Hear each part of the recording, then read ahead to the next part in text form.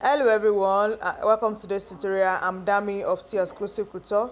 Today we'll be learning how to make this beautiful bustier dress with a triangular neckline. So if this is what you are looking at to learn, please stick to the end of the tutorial. If you are joining us for the first time, thank you for joining us today, and for our returning subscribers, thank you for always coming back.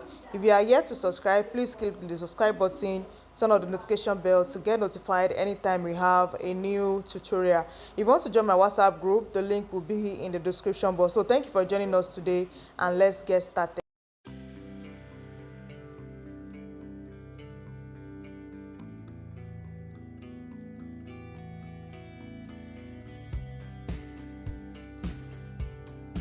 Okay, to drop the triangle neck bustier now, I've marked out all our measurements here. This is the shoulder line, this is the chest line, our bust, the under bust, and this is the waistline. So once we have all this line ready now, you go ahead to input all the necessary measurements. Starting from the back is 14 inches 7. You mark it on the bust, on the chest line also. So we have it here like this. So you input the bust measurement. The bust is 9.25. Take the measurement to the waist.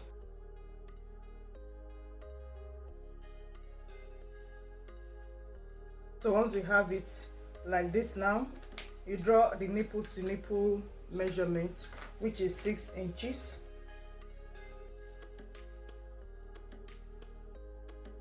So our under bust measurement is 7.5 for the under bust.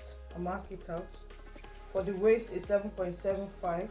So whatever difference I have on the waist and on the other under bust is what I'll be using for our darts and the under bust tightening.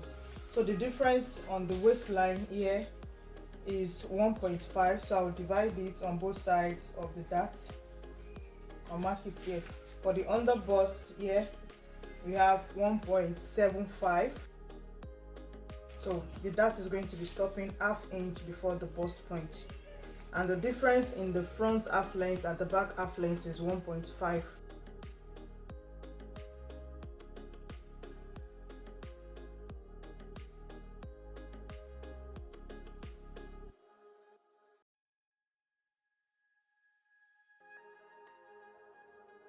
So I'll go ahead to draw out the armhole. For this place, you step down 1 inch for the shoulder slope. You connect it to the 3-inch neck width. So whatever you have here divided by 2, you step down by 1. You go in by 1 for your across front. Then you connect it to have a perfect armhole. Okay, so now we are done. So the next we're going to be doing is to draw out the triangle neckline, which is the main thing on this design. So once we have this now, I'm going to be using the neck width of 3 inches as my neck width. So the depth of the neck I'll be working with will be 7. I will be using 6.5. Okay, so I use 3 inches as my neck width, and the depth will be 7 inches. So I'll mark the 7 inches here. Let me use my pencil to extend the line a bit. So on this 7 inches line now, I'm going to go in by 4.5 like this. Now I can go in more, but I don't want this part to open too much, so I'll be using 4.5. So for the center front, on this from these 7 inches that we use as neck width, you go up by 2.25 or 2.5, depending on how high you want the neck to be, but I'll be going for 2.5. So this 3 inches neck width here, I will connect it to the 4.5 we used here. Follow closely as I do it. The neck width we used here was 3 inches. We stepped down by 7 inches, then I went in by 4.5. So from these 7 inches, I go up again by 2.25. So from this part here, I'm going to be connecting it to this point. So this, if you don't want this side to be straight, you can as well use a slight curve like this. Okay, so let's go with this curve here. So we'll be going with this. So from this point here, I'm going to be connecting it back to this point. So I'll be using the curve side of my rule. Okay, so I'll be using this part here. this is what the center front is going to look like. So it will go up a little bit here, then to come down around this place. So once we are done with this, now we're going to be doing a slight tightening to avoid gaping. So we're doing a slight tightening to avoid gaping here. So I'm just going to connect it to this point. So I'm going to be doing a gap tightening of 0.5 0.75. So I'm only going to tighten it on one side. So I'll use 0.75 and I'll connect it back to the bust point. Okay, to be sure that the sides are equal, the lengths are equal while joining, I have to measure it. Okay, so this is what we have here. So we need to draw this line here, so that when you are joining, one side will not be longer than the other side.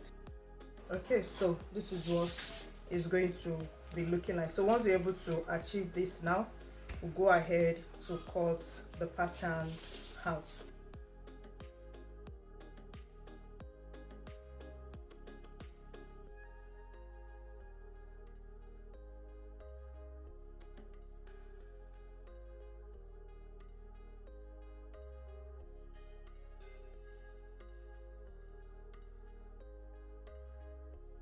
Okay, so this is what the front is going to be looking like after cutting. So we place this aside and we're going to draft the back bodice. Alright, so for the back now, I have this outline already. This is my shoulder line, the chest line, the bust line, and the waistline. I've done the sway back to avoid bulging of the zip. So we'll go ahead and impute our back measurements. This measurements I'm using, I did the bust allocation method. So if you want to know it, the link will be in the description box. I will drop it in the comment section. For those that don't know how to do the bust allocation, I will impute the waist measurements also. So joining together, this back bodice is going to be dartless. So the back piece is going to be a dartless back because of the allocation I used. So we draw out the armhole also. Now for the back design, you just choose to do whatever design you have in mind. So I'm just freestyling, I'm just doing any this designs. It's not that I have a particular design in mind. Okay, so for the neckline now, since we have the triangular neckline for the back and our neck width for the front was 3 inches, so I'm going to be making the back to be a bit low also. Okay, let's do 6 inches. We go in by 4 or so and just connect. Is this a back shape? I don't know. Okay, so let's go for this shape of the neckline. There's no design for the back, you just do whatever design you have in mind. So once you have this now, you go ahead and cut it on your fabric. So thank you for joining us in our tutorial for today. We'll see you in the next class.